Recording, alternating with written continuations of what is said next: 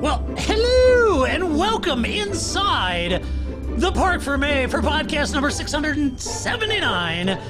We're talking about salvaging the 2020 season. Can it be done? I have no idea, but I'm going to ask two people to find out. That's exactly what I'm going to do. So tonight, for your kind consideration, we are going to be talking about salvaging the 2020 season. This is Todd. No, Todd, not now! AKA Negative Camber, and you know why I've asked you here. You must convince the villagers that I'm harmless. That's exactly what I need you to do.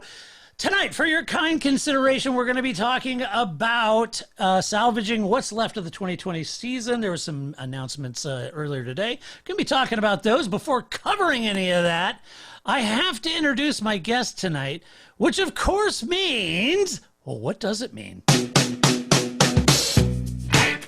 Good God! That's right. I have to go all the way south to the Dallas-Fort Worth area where he plays his skills as a professional race car driver, motorsports logistic guru, and he happens to be the sporting director of the Heart of Racing IMSA team. You know him as the international. I am allowed to call him Paul Charsley. Paul, how you doing? I'm okay, sir. Yes, I've finally nearly finished the fencing. So now it's back to sporting director work tomorrow. Oh. Were you out, laying 4 miles of fence on the back 40 there? You got your heifers and your longhorns and your cattle all separated, and that's merely you got like you got 5 of them that are calving right now that you're out delivering. No, okay. Not really. Just trying to pen in a couple of corgis next door. Oh, are you keeping things in the Charsley compound or keeping people out? Both. So me and my neighbor have been working together on our shared fences, and then I've been helping him with, he has a lot more fence to change, so I've just been helping him throughout the week in erecting all of his fences. Neither of us have put up a fence before, but I think we did a pretty darn good job. That's very, very helpful. It's level, very level. You know what I found? Because, oh, pray tell. Working on race cars, everything is down to the ultimate millimeter. Fences, not so much. Yep. But when you try to get it down to the millimeter, it doesn't work out. It's a bit more fudging going on with fences, which doesn't really suit my psyche that well. Makes you wonder, are they truly craftsmen? I think it's more like cooking rather than baking, right? Who was that? Grace, I haven't introduced you yet. Hold on, Grace. I have to introduce my final guest tonight. That's right. I got to go all the way to the right coast of America, nestled our nation's capital, where she plies her skills as a master statistician, crafting meaningful questions on meaningful surveys. That's exactly what she does. And in her spare time, she saves lives. That's what she does. It's the lovely, the redoubtable Grace. How you doing tonight? I didn't know how long you guys are going to talk. I mean, it was hard enough. I didn't know we were going to get into page 42 of how to build a fence with Charles. I had no idea we were going there. It was hard enough that in the intro music, you're having a dance number over there, and Paul's just like, dead eyes, not laughing, nothing. Nothing. I got nothing for you. But when you say Grace saves lives, I just imagine her in a superhero suit, like running around Washington, D.C., stopping people from walking out in front of traffic. There's a piano coming down from get out of the way. He got about a chapter into how to build a fence, and I was like, oh, where are we going on this thing, man? He was like, get to the show! This is the show! It's been my life for a week. That's all I can tell you. It's been my life. Well, level's important. He's proud of it, too. It is. We can't deny him that. Being level is important. Yeah. Is it? It's we're not dealing with race cars right now, so everything is being, that's why we're watching sim racing, right? We're looking for replacements. Are we? My fence is my weight balance jacker system, to replacement. So there you go. Yeah. I mean, as long as they meet, right? Like, and they don't do this, right? When you get to wherever they meet, that's what matters. Yeah. And we Well, had it that matters, today. all Thanks right. for bringing that up, Grace. No, I'm sorry. Took another hours to fix that. And then the core you can just squeeze right through. Tear it down and build it back up again, so it's perfect again. Anyway, Perfect. just like what we're going to be talking about, Formula One. What are we going to talk about tonight? Let's talk about some Formula what? We're going to be talking about fences. So you have your barbed wire fence, You have your wooden slat fence. You have your, And then you got all your different woods. You know, you got your cedar, you got the pine, you got your treated pine. Treated pine. And don't even start me on stains. When did this become Forrest Gump all of a sudden? It's been that for a long time, Grace. I don't know. I just hadn't noticed. Yeah. You should have put up a creosote fence, with a telephone pole creosote. That would have been good. That would have kept everybody out of your Missed yard. a creosote on the other side. You missed a creosote. Oh, boy. Another thing. Yeah. So what are we going to talk about tonight? Oh, by the way, it must be said. So tonight is the first night, I am fine doing podcasts, and we've been doing 600 and almost 680 podcasts and another 80 interview downshift episodes in total over all these years. And I'm totally fine continuing to do that. But everybody's like, no, Todd, you don't understand. The old ways aren't good anymore. The old ways, you can't do it in it. It's all got to be a Zoom, and you need to start recording your podcast. And they'll probably change their mind after this one. Well, I wouldn't blame them if they did. I mean, I wouldn't want to sit around and watch. We were just kidding. The old pie ways were hole better. going. Yeah, the old ways. They're going to say, Jokes. Actually, having seen you, I think the old ways might be best. Yeah. So. Someone on Twitter said they thought I would look like an older Jensen Button, but.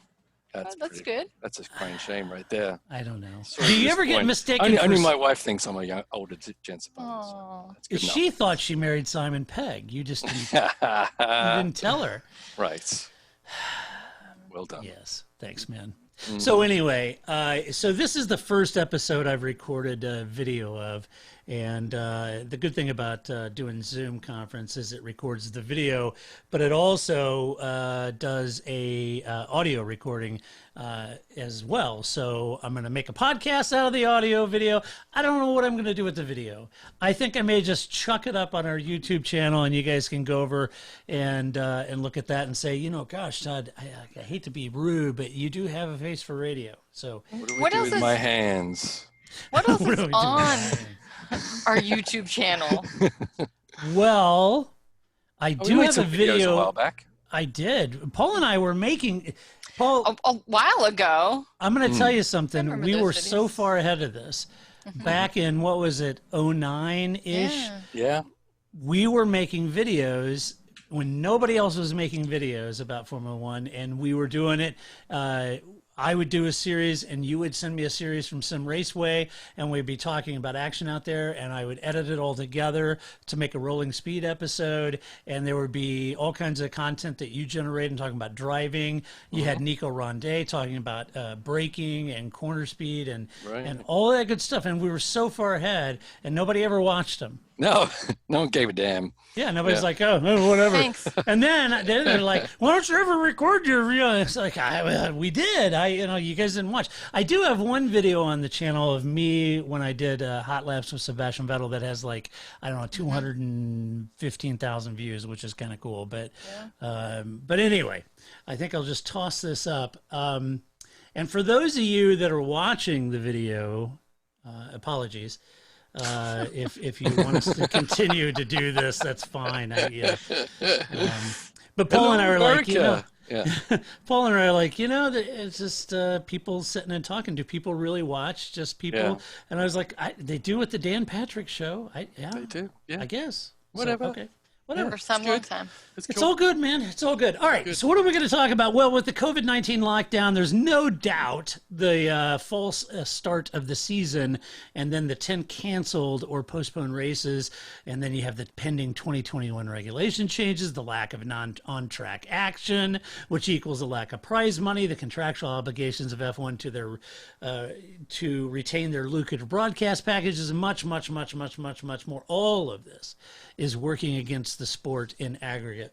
And so this weekend, we thought we'd ask some questions like, what does F1 do? And no matter what they do, will that's not always going to play well perfectly for the teams, the sponsors, the promoters, the fans. There's so many stakeholders and so many customers that F1 has to serve and the FIA. And it's not going to sit perfectly well with everyone, no matter what they decide to do. But Be that as it may, the decisions are monumental decisions, and the buy-in will be sporadic to all of the decisions they make. The short-term as well as the long-term impact is huge in this case. So tonight, we're going to try and unpack a few of the larger topics currently embedded in the F1 discussion points and all of the mudslinging in the press. We will try to sluice out the reality out of this rhetoric and parse a few words and opinions on the way and share that. The first container or category that I want to really try to take a poke at is, let's start with the races first. So today, a big announcement. Well, I say that. An announcement about an announcement. Yeah, maybe it really wasn't a big announcement. Everyone was like, yeah, saw this coming. And it's like, I don't know if anyone was saying, okay, but wait, I get it. We canceled 8 races, but for the love of God, what are we doing with France? Please tell me we're not canceling France. So nobody was saying that. But anyway, they did cancel. And please note, they didn't, like other ones, they didn't say, you know, your Chase Carey and Eric Booyah calls you and says, yeah, we want to cancel the race. And you're Chase and go, ooh, Eric, you know, that's an aggressive move, Eric. Would you rather just kind of postpone it and see if we can fit it? No, we're just canceling. So it tells you a lot that they're just going to cancel it. It's really crappy in the south of France most of the time. Well, so you know, once you get past June, it's just snowing practically. You can't even have a race. So. Snowing practically. So anyway, it's been canceled. That's 10 races. So the first 10 races have been canceled or postponed. This leaves the sport considering a compressed, see that, Grace? Compressed schedule. See, this is why the visuals really work. That's right. It really got that home for me, otherwise, man. I wouldn't, I would have never known what you were talking about. Right. You know, so when mid-sentence you see me over here, you know, with my scissors cutting nails or something, so you'll know. So anyway, if they're I don't know what that would mean. What would you be cutting nails? I don't know, maybe pressing his nails. I don't know. Yeah. You need one of those balls, you know, where you squeeze it when you're really stressed out. And the head gets really big. Yeah. The what was the Ben Stiller movie, The Superheroes? He was the ragtag bunch of superheroes, and he worked at the junkyard, and he grabbed that ball, and he's squeezing that ball, and his face turns beet red, and he squeezes it, and he goes, this little thing just saved your life. It's a classic. Try that in a meeting. That would be good. It would be good. So they have to consider compressing the schedule for the balance of the season. Now, the big question I had before today really was, could they squeeze 15 or 18 races in half a season? Now, Chase Carey came out and said they are going to start, and Ross Brawn announced this today, on the heels of the French Grand Prix being canceled. They came out and said, excuse me, they said, yeah, we are going to put a stake in the ground. We're targeting Austria on July 5th. We're going to start the season then. We are going to have sort of reduced paddock personnel and closed gates to start with on July 5th. No talk in either press release about dual race weekends or back-to-back race weekends. So there was no talk in that. I know Paul and I have talked about it on previous shows with Grace, and we mentioned it. Yeah, well, you know, we'll get into that, Paul. Not that he's bitter. All right. No. So what they've decided is a 15 to 18 race format for 2020 from July through December. They're going to start in Eurasia, then go to Asia, and then Americas, and finish in Bahrain. It sounds like the same place, doesn't it, really? Eurasia, America, Asia. It's somewhere over there. Yeah. Somewhere not in Eurasia? Europe. Yeah. It's like the Monty Python yellow. Ooh, I was thinking just an off yellow. Oh. Yeah, America, Bahrain. They're going to finish in December, folks. December in Abu Dhabi, Bahrain. So they're going to lengthen, obviously, the schedule a little bit and then compress it. F1 requires at least 8 races to qualify for a world championship, 8 races on 3 continents.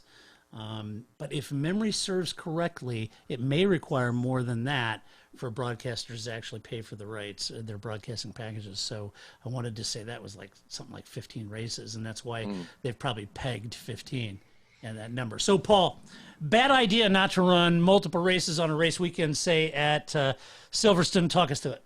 Yeah, I thought I don't see why you wouldn't. You know, we don't know what the future is going to bring us.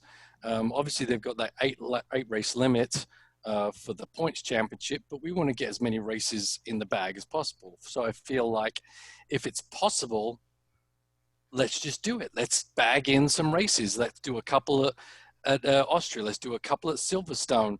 Then we've got 4 races in the bag already. Then if something happens to change, if things don't quite work out, we at least are a bit more, you know, we have a lot more in the bag to actually spread out the season. And I think it's still has a lot to do with they're stuck in the mud with running everything as pure as they can be. Why not just throw it out there and run a couple of races on a weekend? You know, it's a possibility. I kind of sent out a schedule that I thought would work. And maybe the first race needs to be a distance limited, maybe 2/3, so that enables and make the schedule so that there's enough time between race 1 and race 2 for the cars to be reprepped, etc. You'd require all the teams to have a spare car, because obviously if you're trying to squeeze in 2 races on the weekend, if there's an incident on race 1, you don't want to eliminate that person completely from race 2. So you want to spread it out, but having a spare car at least alleviates a lot of that peril of having both cars on the grid for the next race. And it's not like it really costs any extra money, because the spare car parts are all there. They're just not allowed by the rules to have a spare car assembled. We'll just assemble it, right? Just assemble it. Unless you're Williams. Unless you're Williams, then you don't even have 2 Right. front wings between 2 drivers. That's right. Right. But everybody else has Everyone else parts. is good, Yeah. but Williams maybe not. So let me throw one curveball at your comment, because I tend to agree with you. I think it, you know, putting in a banker lap is what you're saying. Right. So one of the curveballs, let's just say that my team, you say, okay, so here's what we're going to do. We're going to do Silverstone, a spiritual home of Formula One. Why not? It's as good as any, right? Who doesn't love Club Corner? Is that even part of it? No. Maggots Beckett's.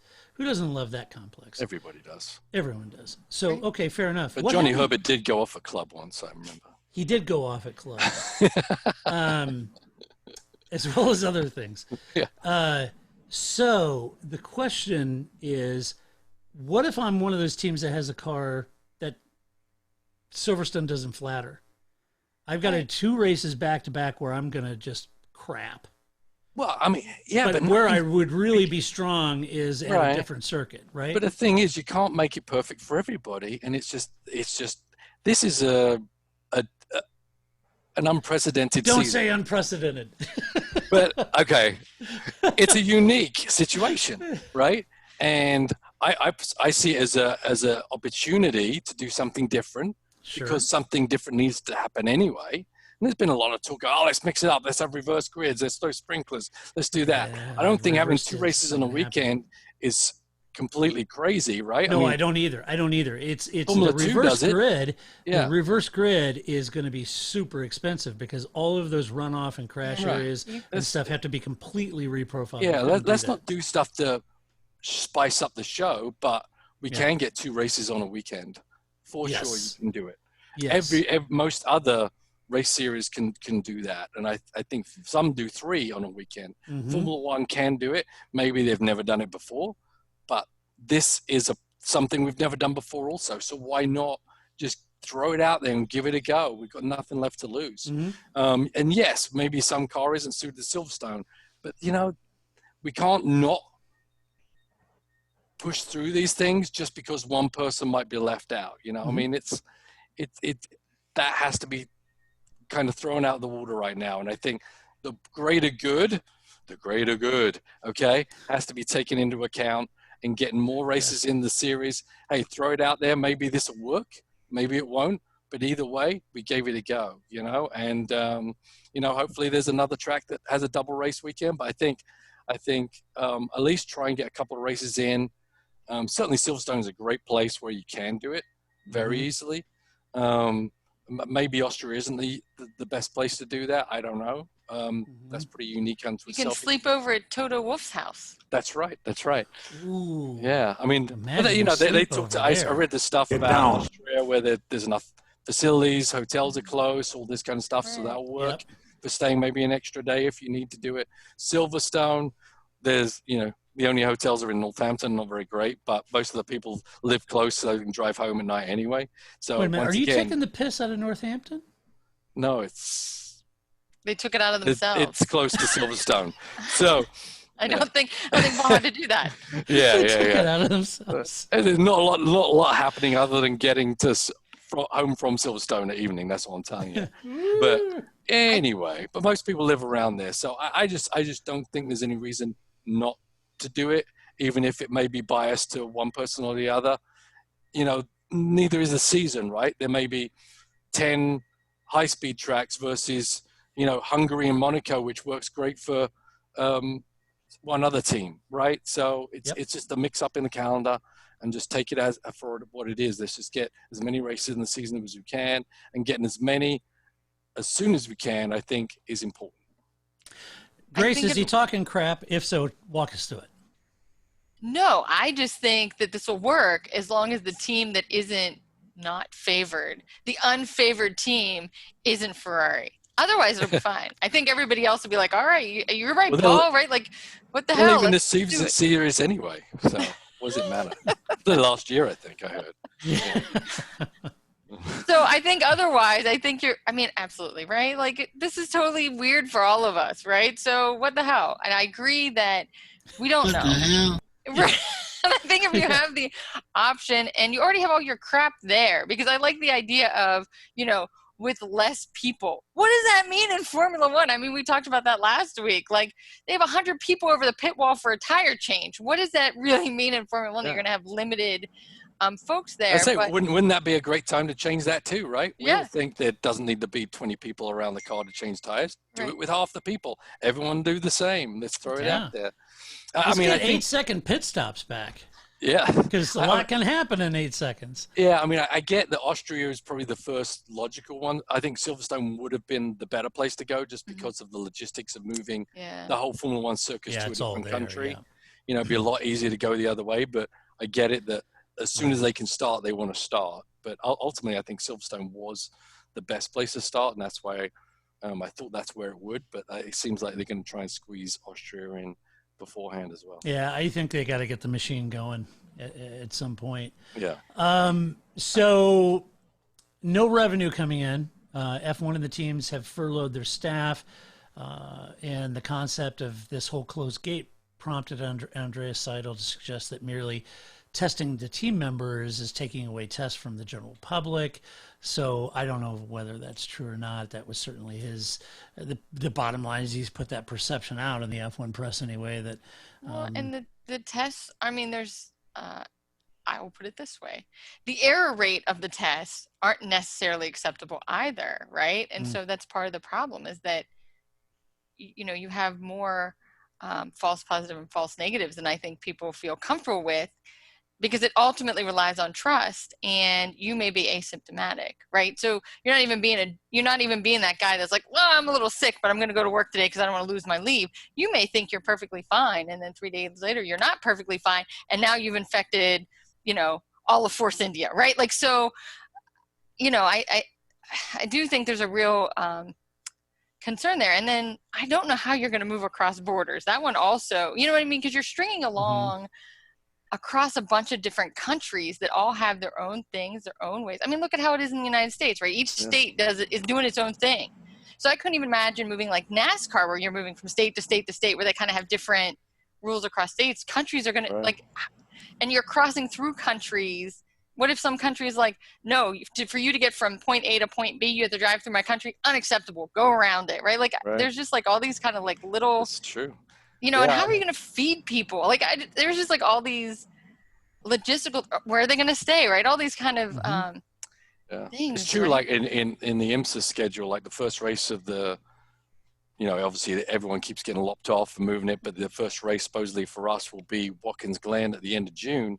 The next race, the next week, is in Canada in Mosport. I'm not sure that race will happen, even if we do Watkins Glen, because we got to cross a border, right? It makes things, even honestly, moving across a border from US to Canada with a racing transporter is really logistically difficult. more difficult than I ever thought it should be Mm-hmm. between US and Canada, right? Yeah. But I can't even believe what it's going to be like right now. Right. So I think crossing that border is they've got to fly. I don't know how they're going to do it for Formula One, but everyone's going to be on. They have to be on the same plane and shuffled on the same bus and move to the same hotel and kind of exist in their own little micro bubble, Mm-hmm. Yeah, they just show up in a Connex container and they unload them and put them into a bus and take them directly to the paddock.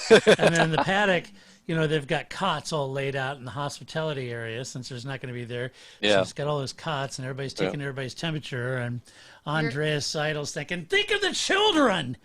And someone forgot to unlock the media Connex container. Yeah, right. Will Buxton's in there just. Yeah, there's one person's going to come out of that just fine. It's an inside joke between Paul and I. All right. I just think of all the. I'll eat you all alive. Yeah. Sorry, Noreen Karthikeyan, you have to stay in there. We don't have enough tests for you, right? It's Karun Chanhak. You're so close. Yes. That was terrible. I'm sorry. That's all right. I'm still on the national teams. Sorry. No, that's okay. That's all right. So you've all right. got. So anyway, I think that would be. Yeah. There's a lot of things, and I think that, and maybe this is in your notes too, but another thing I thought of is, what incentives do the tracks have? If they don't have fans, how are they making money? Right. So, I did catch a blurb about that. It was an interesting comment that Liberty Media's Greg Maffei. So, some of you may not be familiar who that is. So that guy would be Chase Carey's boss. Look at it that way. Ooh, bigwig. And he said that these closed doors races would not involve a traditional host fee, which is a huge impact to the F1 prize money for teams. But that does mean that the big hosting fees that they normally would pay for these promoters to have them, not going to be there. So for the tracks, it's fine. They actually might make money because they'll just rent the track and they won't have to put on any advertising. They're doing anything. First time we've ever made money here, Right. Let's do this every year. If I'm a track owner and I can make money when I don't have fans come to my track, I'm all about it. Yeah. Let's do it. Makes everything easier. Right. Yeah. So there's going to have to be some sort of incentive plan based out of that. And at this point, the only thing I can think of is maybe, Liberty did the reattribution of stock. I get into that in a little bit, but maybe that's basically the cash they're getting out of that. That could be the prize fund for 2020. Everything else, they're going to have to be splitting and sharing with promoters. So basically, the prize fund for the teams is going to be drastically reduced. For the tracks, it probably doesn't really affect them as much. You just get a trophy shaped like a Heineken. Ooh. That's every good. race. The money, right? Yeah. That would be good. But I mean, I do think there is a valid point there about taking, tests away. I think you would have to think really about how much testing you have in any given area. I mean, that was a big deal early on here that, all the NBA players were getting tested, but, your doctor or nurse couldn't get a test right in there in the front line. So yeah, I do think you have to really think about those kind of things and what resources are you. I was thinking too, every race there's a certain amount of like paramedics, marshals, helicopters that have to be at a race in order for the race to happen. I don't know what that number is, but if you have to have 10 paramedics at your track in the middle of nowhere, what if something happens, right? Like, again, there's just like so many little things that I would have never thought of before.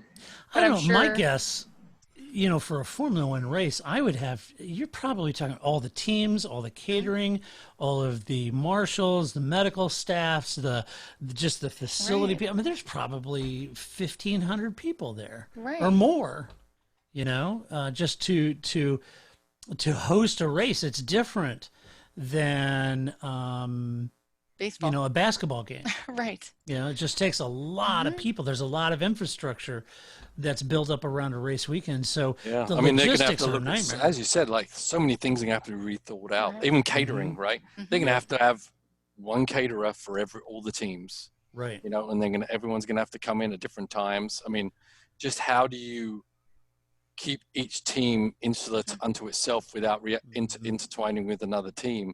That's going to be difficult. It can be done for sure, but all these things have to be thought through. Right. Because, if one team gets infected, as long as they didn't interfere, that's a really bad word for it, but having contact with another team, it's not going to spread throughout, right? You'd have to form little pods, right? It would be your own family. Like, so you're a family of 4, so now you're a family of 100, and as long as you're a family of 100 all stay together. Right, you all stay together, and everyone has to go to the track together, leave the track together, eat together, work on the cars together, and there's nothing, Use the same loo. Yeah. Yes. Hopefully there's toilet paper. Yeah, right. Right. No. I'm thinking that Liberty, they reattributed their stock in Live Nation, moved that over to Sirius XM. Sirius now owns 33% of Live Nation, which is intriguing. That's for another podcast. But anyway, I think the money that they were making of or the cash is basically going to cover F1 for this year as far, and that's what I'm saying. I think it becomes the prize money, basically, this pot to keep everything going. But how they restructure the logistics to restructure this are massive, because you have the FIA, the fans, the teams, the employees, broadcast packages, everything is turned upside down, and the task is monumental just for Formula One, which, because of the complexity of that sport and what it takes to actually do a race, it's different than other sports. I'm not saying it's the most complex, but it's certainly more complex than many. I'm not saying it's as complex. Think of what these governments do, like the British government or the American government or Japanese government, or pick a government. But what they're trying to do is that times 1,000 of the logistics that it takes to keep things going. So very, very difficult task for Formula One at this point. And how as we know, from one week to the next, things change drastically, right? Now we're talking about this race is happening when, at the end of June? Beginning of July. July 5th. Yeah. That's weeks away. Things are radically going to change. That's 8 weeks away. Yep. Right now in Texas here, it's like someone mentioned they're considering opening it, and everyone's out. Everyone's hugging each other, and it's just, everyone's got this. They're this like, oh, they said go, right? So in 8 weeks, I don't know what really the limits are going to be, because it's we've only been in this for 4 weeks. Yeah. And it's double that time before Formula One actually tries to put on a race. There could be nearly nothing to even worry about. May not be. Or maybe a lot of more things to worry about. So I have this question, and I think this is for Paul, right? So each car is set up for a track, right? Right. But nobody's in there, nobody's at headquarters working on these cars. So if they say we're going, July 5th, how do you get the car prepared? Like, at some point there seems like, oh, just kidding, we're not going to Austria, we're going to go to whatever races, we're going to Baku, that's before it. But you know what I mean? Like, yeah, that seems like another thing too, that how do you get the car so that it's going to run? It takes right? three or 4 weeks to fire because those it's been teams mothballs, up. right? Yeah, Right. Obviously the cars are all prepped and ready to go to Australia, and they never turned a wheel, right? But that doesn't really matter. At this point, they've been sitting in mothballs for so long, they have to start that whole process all over again. So it's basically going to have to be like they just came off the test at Barcelona, and they're going to have to tear all the cars down and rebuild them up again.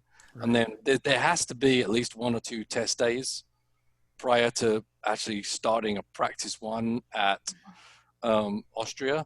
And I don't know if they've addressed that yet, but there's going to have to be shakedowns. It's even more different because no one raced yet, right? It's not like, oh, we got through the first race and there was this wrong with it and that wrong with it. They're going to be second guessing each other. You give people enough time on a race team, and they're going to use up all that time prepping it and re-prepping it and rethinking it and changing it, etc. So it nearly doesn't matter, because if you gave them a week, could they get the car going? Yes, they could, right? So, but Formula One being Formula One, racing being, we need this and we need this much prep time and that much prep time. I mean, I think, they need at least 4 weeks to tear the car down, build it up, and get it going. Then they need to test it. Then they'll have to do the same process again before they go to Austria. Right. And Mercedes has got to figure out their push me pull you system too. Yeah, they may just lock that down with a couple of with an Allen wrench. Lee clips. Yeah. Maybe get a set screw in there somewhere. Yeah. Somebody makes a, don't move that anymore. There. Could you put the cotter pin in there? Thank you. somebody makes a quick trip to IKEA, right? There you go. There you go. you get free wrench with it, so it's perfect. Perfect. So before we move off of the races portion of this discussion, so I don't know how to put this. So we're all a little like iffy about the data coming out of Russia, right? I think I'm going to go with that, right? I always trust it 100%. Okay. So what happens if Russia says, "No, we're good," and the teams go, "No, you're not." Right? So there's a whole nother thing, right? It's one thing, I guess, when we're talking about countries that are friends, you know what I mean? Or what if China says, "Oh, just kidding, we're good. We'll take a weekend. You got a weekend free, we'll do it." I know we said we'd cancel, but now we're rescheduling. So I think there's also, right, this We're going to bring the complication whole crowd from Wuhan to watch. to Russia. It'll be fine. Totally fine. We've got the catering, and we've got a lot of great food from the local wet markets, so we should be good to go. Good. Lots of soup. So I think that, I don't know, that seemed like, we kind of talked about how the countries have their own rules and how would you kind of negotiate that. But that is also taking into account that you trust all the countries to be telling you the truth, or that their metric is the same as your metric, or their standard is as high as your standard. So that's why Russia came to my mind, was like, whoa, what if Russia's like, "No, we're good. We cleaned. It's fine. There's lots of sunlight here. Come to our Didn't race." you read page 3 in Pravda? It said everything is good. We're good. So I thought that was, like, that's a whole nother thing. That what if some team's like, or, what if your chief mechanic's like, "I'm not going." I mean, Right. it's a decision that it's still a job, in the same sense, like, we keep talking about, like, when are we going to have to go back to work? And, so you have that same kind of like, what is my standard? When will I do that? Right. What's my standard versus what's my job standard? What's my country standard? What's that standard? For sure. Am I screwing the whole team? What if Kimi Räikkönen is like, "No, I'm not doing it," right? Like, there's at what point? And then do you not get to see your family? Because, right, like, a lot of medical personnel are doing that, right? Yeah, right. You just live in your basement. You don't see your family. Does the team? I mean, maybe that's some part of their life being in the traveling circus anyway. But that seems like a big commitment. Yeah, there are huge details around that, and it's like you said, it's country by country, and not just country by country, but even in some cases local government by local government. Paul says, well, the federal government here in America is one thing, but Texas is open for business. So they're not quite Georgia. They're not quite that crazy yet. Not oil quite. Massage is going on right now, I swear. Yeah, Paul just got a tattoo yesterday. So it says Paul Ricard on his right arm. It's 2020. Awesome. Yeah.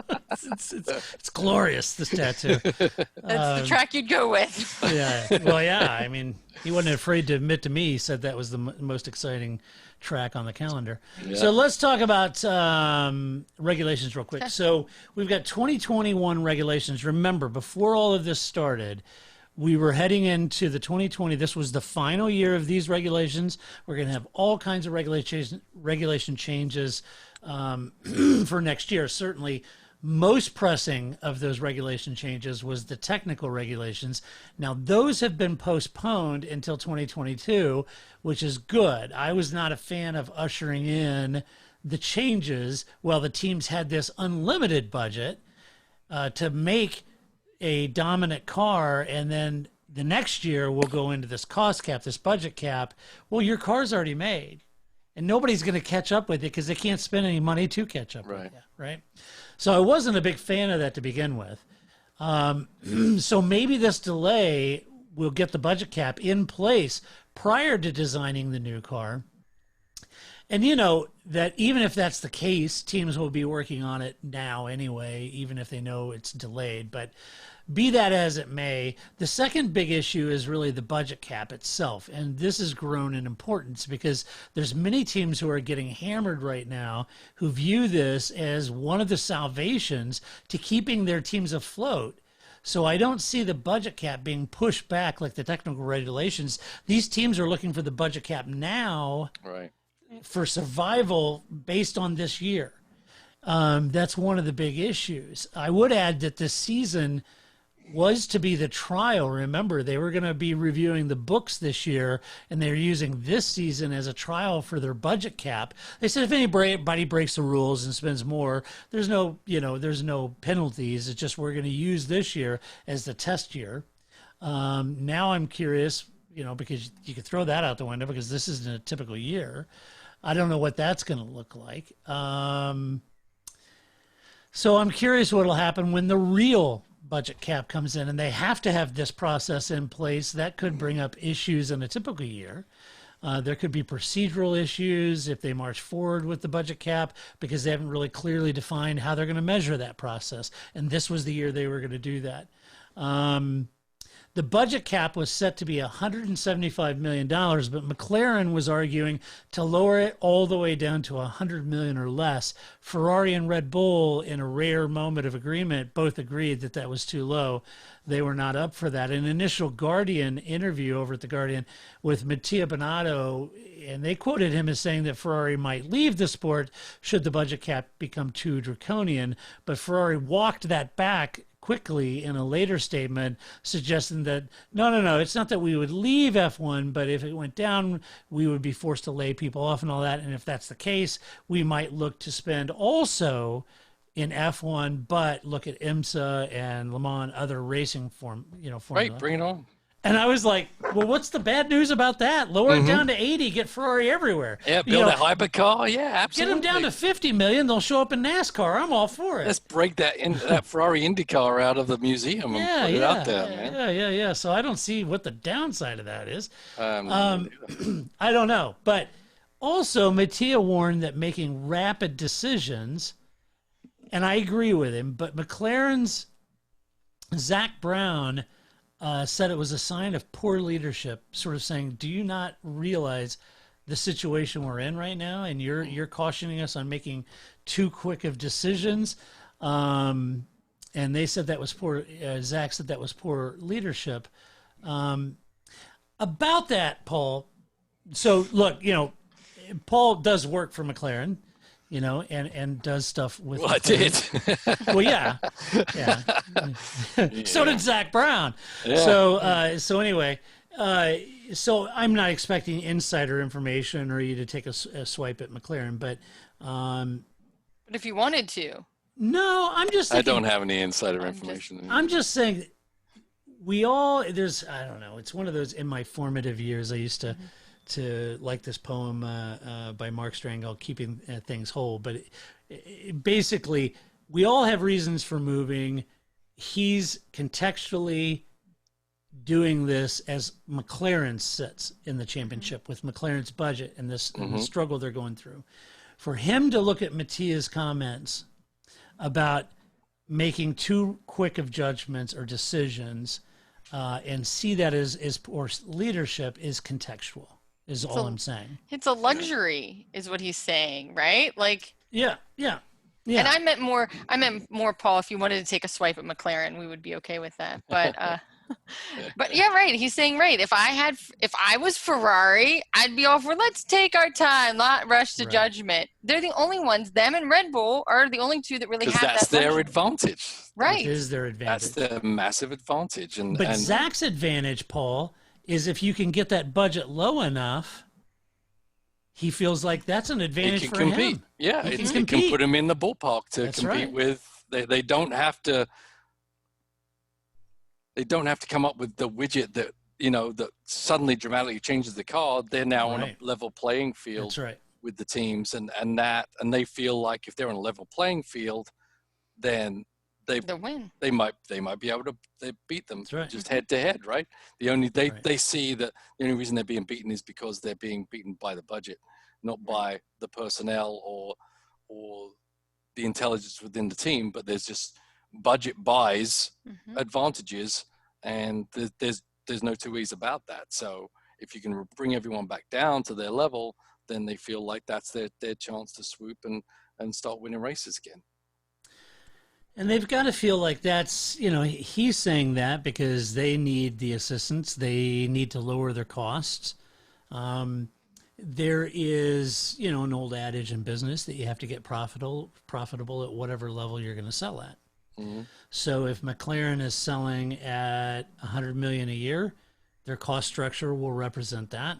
If that changes and they go down to $50 million a year in total sales, they got to do something with the cost structure, Right. to accommodate it.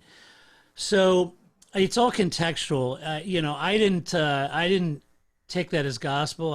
I actually agree with Mattia in the sense that I've been watching Formula One for a long time, and they're being absolutely anchored to pragmatism has bit them so many times. It's ridiculous how many times being pragmatic has bit them in the butt. Mm-hmm. And they would have been far better thinking long term and thinking in terms of prudence and what was prudent than what was pragmatic. So I agree with him in the sense that you have to make decisions now that not only meet the short term in their immediacy, but also can bear out the test of long term, thinking. And it's not an easy position for any of these teams to be in. McLaren just got a big infusion of cash themselves, like F1 did, to keep everything going.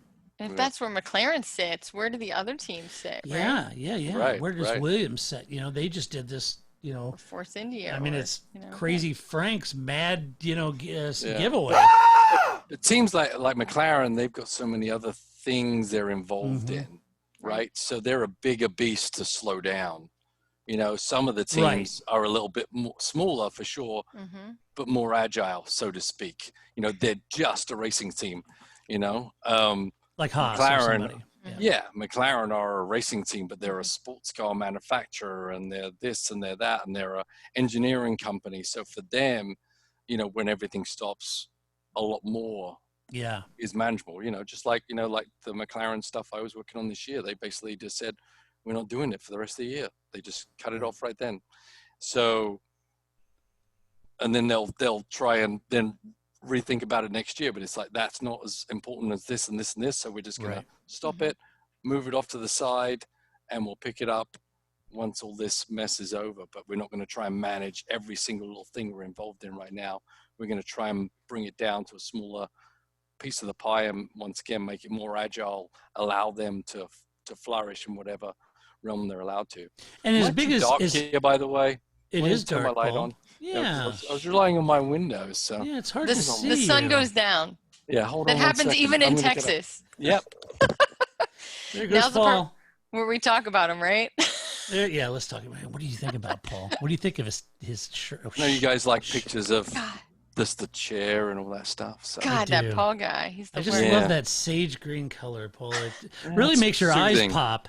we're all green. See, Grace is green Yeah. back there. Yeah, I'm not you're green. not. You're not green. No, you're No, just no. white. Yeah, Yeah, it's- no, with the Get world's with the hip biggest, kids, man. the world's biggest cat tree. The cat That is mansion. big. That's right. That is nice. It's the Burj Khalifa of cat trees. I don't have anything cool like that, Grace. And the cat probably doesn't appreciate it one little bit. They I do. do They have- sleep in it. I do have this picture. Wait, no. Here.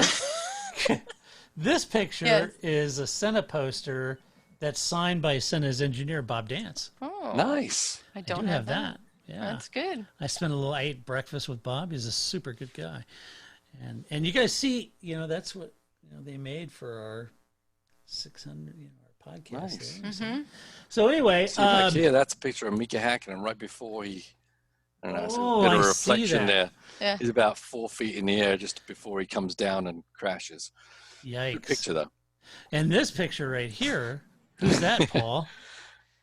I can't tell. I'm guessing that's Michael Schumacher. It is. Yeah, It is yeah. Schumacher. Hey, guess who's that? Who's the? That's hold on. you. That's me on 2 wheels. There you go. That's you on 2 wheels. Is that a Ford Cortina? It's a Ford Mondeo.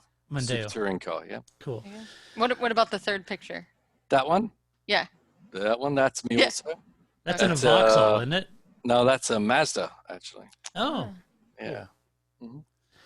that's cool. Or a little factory Mazda one. Yeah. Hey, this is fun, this video. Paul, do you want me to go through my guitar collection? That was when I first met John Doohan. Actually, was when I was Oh, driving yeah, that Mazda from all those years ago, and now he's the head of IMSA. So there you go. That's awesome. Mhm. All right. So, and Is that Paul a is giant big- guitar pick? It is. Oh, nice. Okay. So Paul, Now he's got a very small head. It's all about, stop pointing out my that flaws. perception. It's really this big, but it's I'm so just far away. proportionate. You're making me feel uncomfortable. Squish like grape. So Paul, despite how big or they are bigger than these small teams, but on the flip side, that's true. But on the flip side, their decisions, McLaren's, are going to be radically different than Ferrari and Mercedes Absolutely. because they're even bigger. Right? Yeah. And- Absolutely. Yeah. So, that's what I'm saying. It's all contextual in the series. And this is why I'm saying buy-in is going to be sporadic at best. The FIA reminded the teams in a recent change to the sporting code that they made that says, quote, in exceptional circumstances, and if the FIA considers that change in question is essential for the safeguarding of the championship, cup, trophy, challenge, or series concerned, the agreement of the majority of the competitors properly entered shall suffice. That means a majority, not unanimous. It's a lot of words. That's a right there. big one. Yeah, Yeah. it's a big one. It's basically I saying, didn't close my eyes, but I kind of nodded off a little bit. during all of yeah, that. I did too, and I was reading, so it's really Wow. weird. It's a weird Maybe sensation. glazed over, maybe. I was just, I just had flashback of Max. I don't know what was going on there. So what that means is that the FIA can make decisions about what they're going to do next year in terms of the regulations, and they don't need unanimous consent. No, That's we just a all big, have to big live with difference. it. That is a Yeah. big deal. That's a really big That's deal. a big actually. deal. It Yeah. used to have to require unanimous, and now it doesn't. So that's a big deal. Let's talk about the teams real quick while we're at it. There's no doubt that the smaller teams are looking for a low budget cap for 2021 in order to protect themselves in 2020 as they try to weather the storm. It's got to be a big relief when they postpone the 2021 technical regulations and running this year's cars in 2021, meaning that these cars they're going to run for whatever balance of this season that they have are going to be the same cars they're going to run next year. As they're not running now, though, they're not generating revenue. And Liberty Media says that they have issued advanced payments on earnings saying, quote, we have advanced money in advance of team payments for certain teams already. There are cases where we may do more of that. We want to make sure that the teams are solvent because they are part of what we need to race successfully in 2020 and 2021 and beyond. We may be sufficiently capitalized to handle that for 2020, but there are teams which will incur costs, particularly those which don't have minimum guarantees from F1. And one of the major, if not their major, source of revenue is their share of profits of F1. That's one of the reasons why we have to be thoughtful about how we begin. That's not only good for us, but good for the ecosystem. So that's what... But who doesn't have minimum and who does? I know it's graded. I mean, Williams still get some, right? Guaranteed money, no matter what, because of their heritage in Formula One, right? But teams like Haas get nothing. No, right? I would think no. Yeah, I would But then- think no. but then Or you gotta Racing think- Point too, you know. But for a guy like Haas, he spends his own money on the team. Yep. He actually doesn't make money on the team. So it's an outlay for his business, and he uses it for, business dealings, etc., promotional stuff, etc. So I'm not sure people like that are really in trouble. It just depends on, is the money going to be the same, I guess. Obviously, Haas says, I spend $50 million of my own money and that's my promotional budget. And then I rely on $40 million of F1's money to fill out the rest of my budget, right? If that's going to stay the same, then he's probably actually not hurting at all right now, right? Because he's not spending money that he normally would. Right. And it's something, though, this sort of model, and he talks to it here. Grace, you and I've talked about this in the past, where we talked about, do you remember back in the day, when Marlboro was invested and they had the tobacco money, and we talked about it at that time. But even the teams had really aggressive marketing departments, and they went out and they found the Vodafone title sponsorship deals, and they found their living in big sponsorship money and advertising and those kind of things. And then the prize fund was getting bigger and bigger, and it got to the point where they didn't even try to sell ads. They're just living off the prize money, you know? And when the prize money isn't there, what are we doing? Right. we're toast, right? And I'd argued, and you'd have to go back several years, but I'd get on a big rant about these teams just waiting around to get paid by Formula One. Right. Go out and sell some damn sponsors or ads. Yeah. They replace their commercial management with their social media management, right? Yeah, and then they sit around and tell inside jokes to each other. Right. I think they're much funnier now. Yeah, they've gotten better about that for sure, but I don't know. It seems like to me, we always think, well, where's all the tobacco money? Well, gee, the technology, they didn't really invest. Well, how hard did they try? Because you get a guy like Zach Brown, he came in, and then boom, 5 new sponsors come on. He's the got hot McLaren chocolate car. on the back wing for crying out loud. Whoever What thought the that heck? was going to happen? Yeah.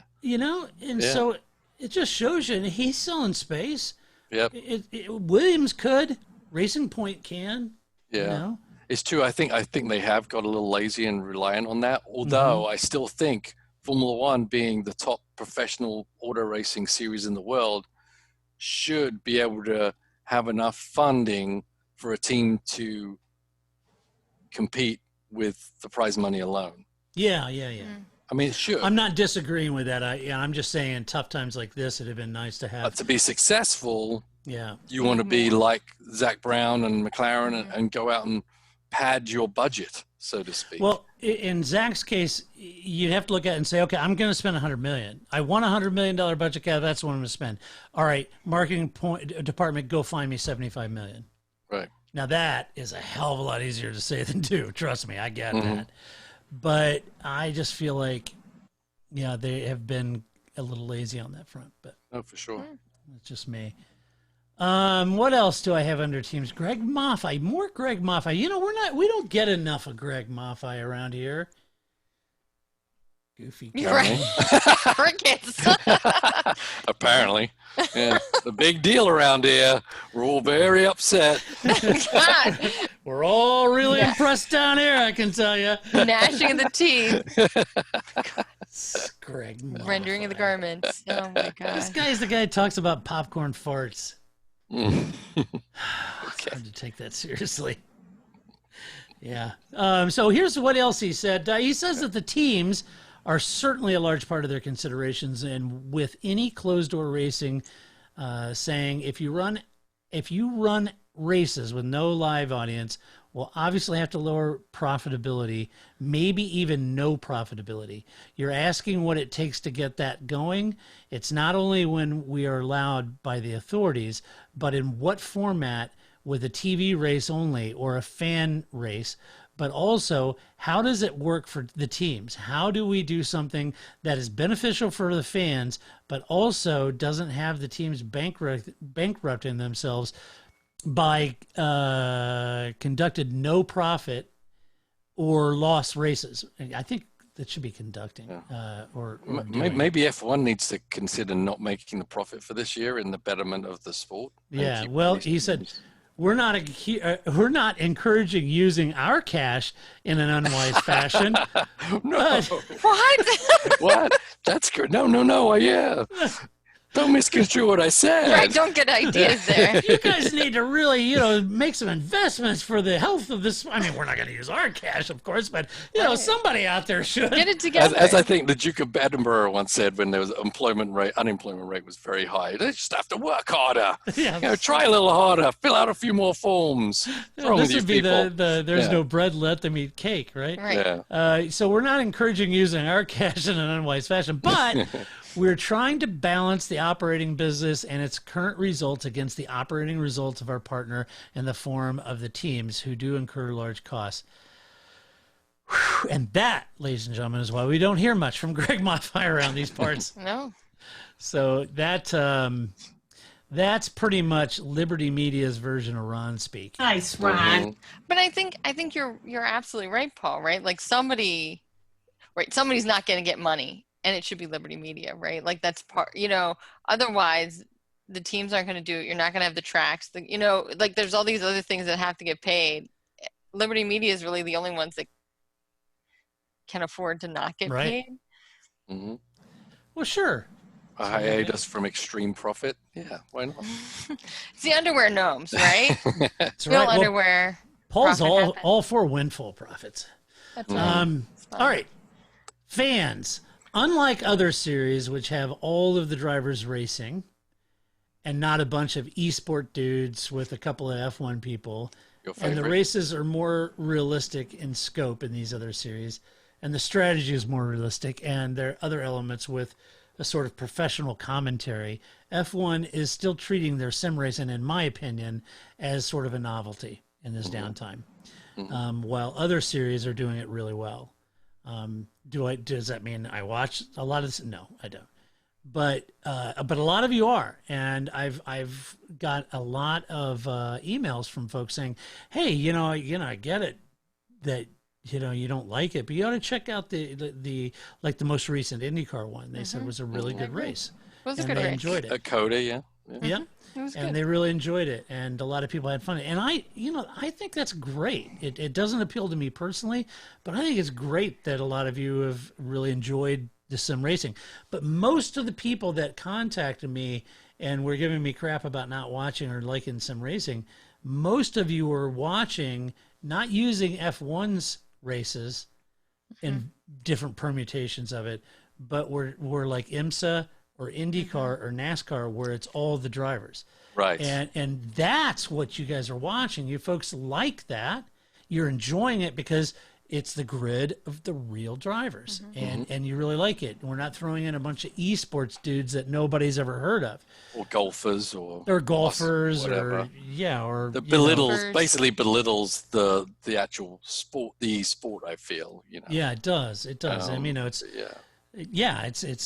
so you've got Lando Norris, you got a basketball player, a golfer, and one of the dudes from Duck Dynasty. It's kind of man, he was great. Yeah.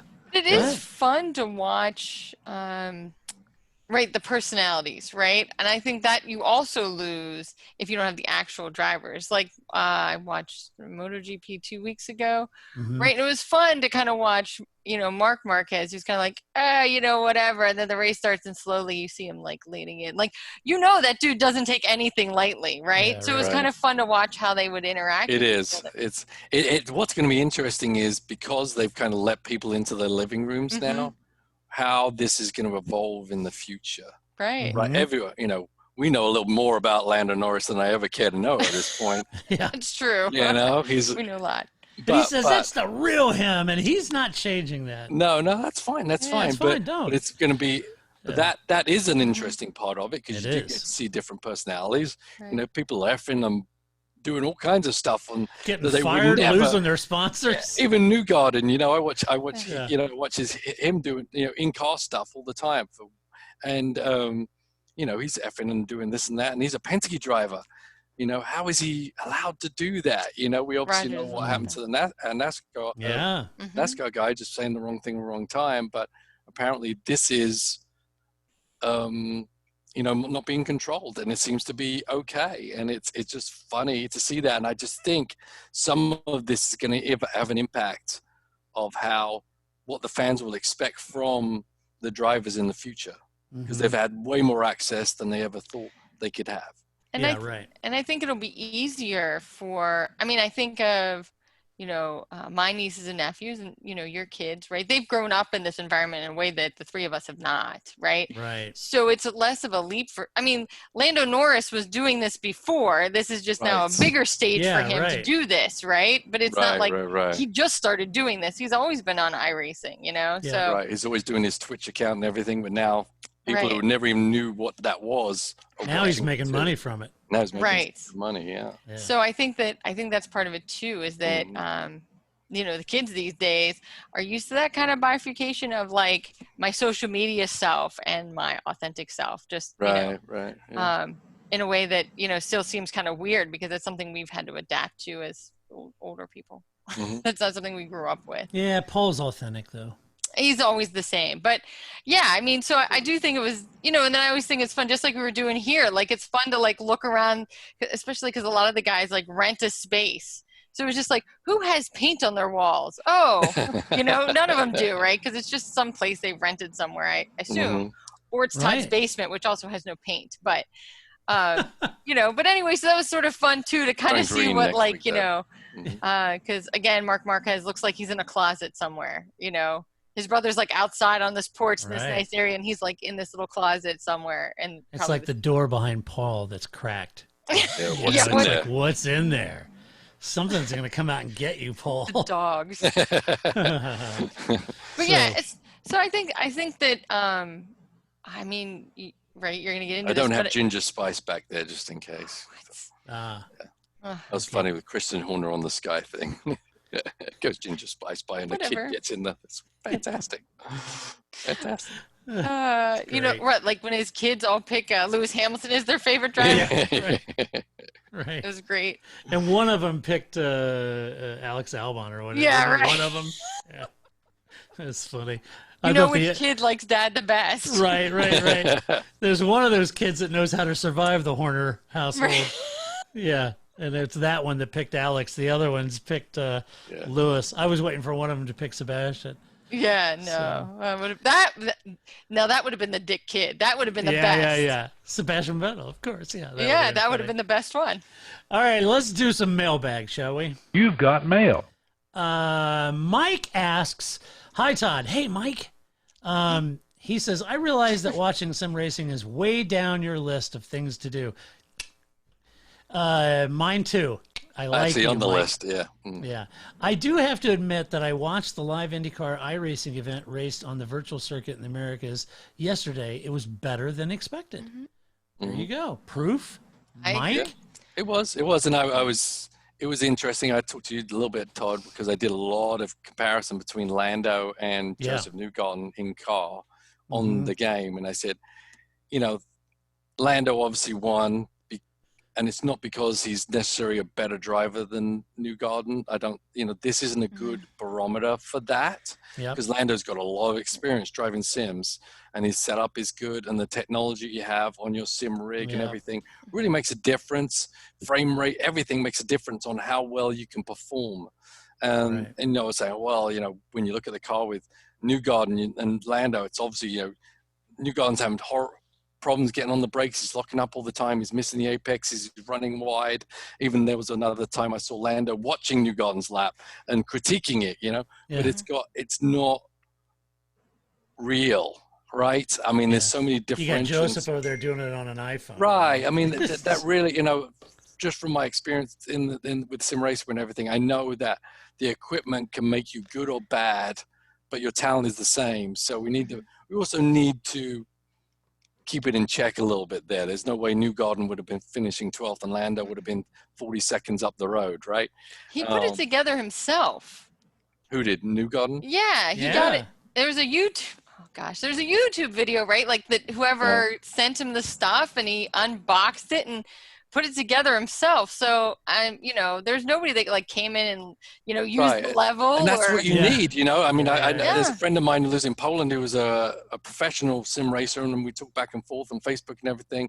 And, you know, when I was at Sim Raceway, you know, he was constantly adjusting the sims to try and fix them, right? But if you're, you know, it's like kind of adjusting the color on your TV. You may have a $2,000 TV, but if you don't know how to adjust it, your picture's about as good as the $500 one, right, Todd? Yep. Right. So, and same thing with the sim rig. So, it's fun to watch, and yes, the shows are good, and the race was good. It was good. It was fun to watch, etc. But keep it in context still on the results of the race. Yeah.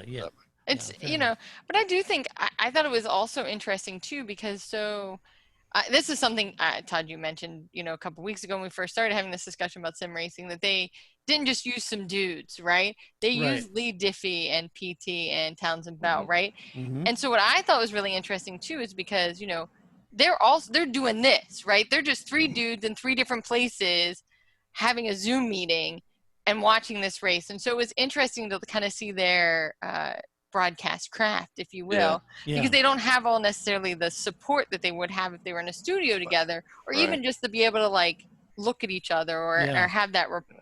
Well, they did a really good job. And there's really a difference between the first race they did. Yeah. And as it's evolved, they've become a lot more in tune with how to make it more lifelike and react how they normally would, but in this structure. I thought. Anyway. Sort of how the game operates. Yeah, I mean, IMSA did an amazing job with John Hindhaugh. Did an amazing job from day one. Yep. The other guys, but he's been involved in sim racing and commentated. He kind of knew the game a little bit, and that helped. Lee Diffie and all those guys, they'd never done it before.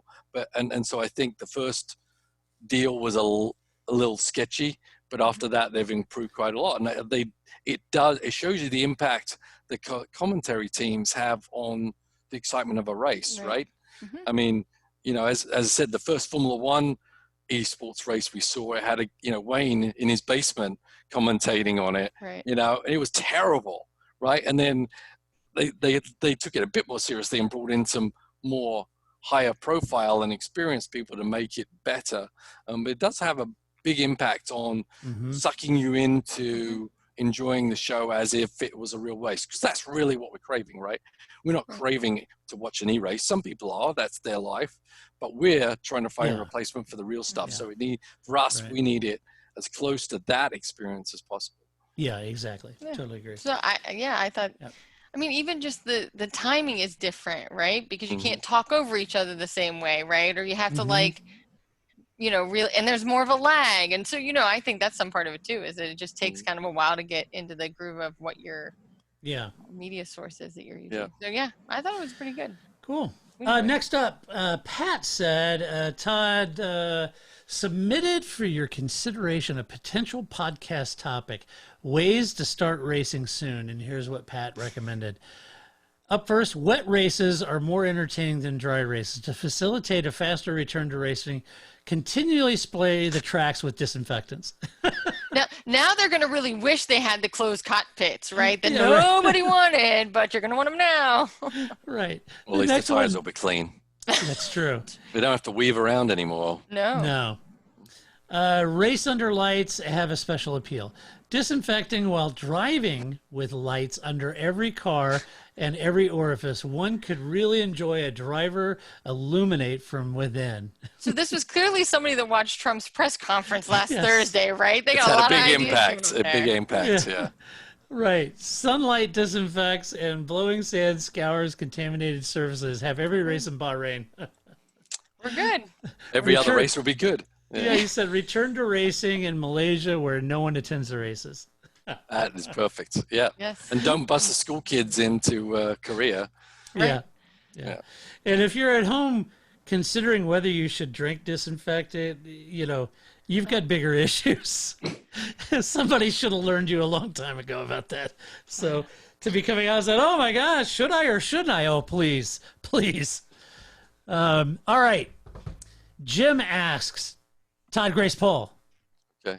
Right. Of the Formula One tracks, which ones would you want to see run backwards and why? Okay. Assume you are billionaires and all the tracks can be made safe. So for me, I'd like to see Spa ran backwards because Eau Rouge would not be flat. Monaco would be great because going down Saint Devote would be cool, in my opinion. But go ahead, Grace.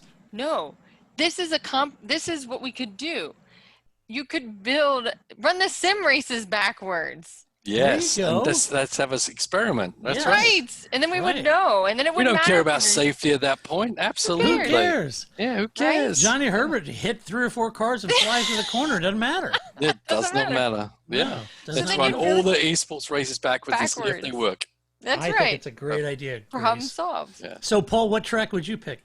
I don't know. I'd have to analyze it. You know, that's a tough one to do just on the fly. I do remember running Sonoma Raceway backwards, and that would have been incredible. Yeah. I did it for real, and I didn't do it at super speed, but I was like, man, this Sonoma Raceway backwards, because you go up through turn 1 and 2. Yeah. You come down into 2 pretty fast, reverse, and then you go downhill, and it's under the bridge. Oh my God! I mean, there's no runoff, literally none. Yeah, but then you come down to that hairpin left-hander. It would be hairpin. Yeah. It would be a great track back. That would be cool. I'd have to think about it. I'll tell you next week, because it really takes a lot of analysis on your approach to a corner and exit. So offhand, I can't think of one. Yeah, I always think of ones that I'm so used to seeing, and Monaco just came to mind, because that would be really weird driving it backwards. And we could also say Paul Ricard, but it would seem exactly the same. We could run Baku backwards and see if Charles Leclerc hits the wall in that direction as well. Perfect. Like, is it possible for him to hit the wall in every permutation possible? We could run Singapore and see if Junior hits the wall in the same spot. Exactly. Or if Massa drags the fuel rig down the other side of the pit lane, it would be awesome. We don't even have her fueling anymore, and he's still dragging it down. Exactly. You got the right guy running on the track the wrong direction. Yeah. How does that change his life? I don't know. Oh my gosh. Great. That's a good question, though. It is a good question. I will research it, though, and I will come back with an answer. Right. Yes. It'll be Bristol for Paul. Yes. Going this way. Oh, go this way. All right. That does it for this podcast. I hope you enjoyed it. Let us know what you think. You know, there are lots of topics we missed. That the logistics and going in and trying to get this. Now that we know Formula One has officially put a stake in the ground and said, look, we have to have targets. They may have to change, but like Paul said, things change, but we've got to put targets. And we assume that everything is going to get a lot better, quicker, and that's where we're going to go with is Austria. Now, if it doesn't, then we may have to change. So let us know what we're missing, what you think is some of the bigger tasks involved, and we will discuss it next week. So feel free to send me an email or reach out to us on the website. If you like the podcast, go over to iTunes, give us show us some love, give us a good ratings over at iTunes. Thank you so much to all of our Patreon supporters. And Paul and I are getting ready to plan an upcoming live TPF Live event. So we're going to try to do these with regularity. And we're going to try to have at least maybe once a month where we do a TPF Live. We'll email our Patreon supporters. We'll email out the topics. And then we'll come in. We'll fire up a live event. And you guys can, log in there. That will be on video too, right? It'll be on video, yep. And you'll be able to chat directly to us. And we can do Q&As, and we'll pick a few topics to discuss. So if you're a Patreon supporter, be looking for that. We'll be sending that information out soon about when that's going to happen, and that should be a lot of fun. So a huge thank you to our Patreon supporters for supporting us. If I end up posting this video, if you enjoyed seeing the video, let us know, because I'm, or if we need to do some more tricks. Here's a church. I at least got my swag going on. Yes, Oh, you nice. do. I didn't even see tell that, Grace. You didn't have the image right. Well, I'm sinning. But, it's the Redoubtable collection. Oh, it is. Redoubtable. Love. That's awesome. Still waiting for my Farm the Creeps. Farm the Creeps. Yeah. So, you can go get an anagram shirt like Paul. I did an anagram shirt. I took the Parc Fermé and put it into a online deal that makes anagrams out of those letters. And so far, Paul's favorite is Farm the Creep. He loves it. Wrote a song about it. He wrote a song about it. Here it Farm goes. The Creep. He wrote a song about it. Here it goes. Here it goes. 3, 2, 1.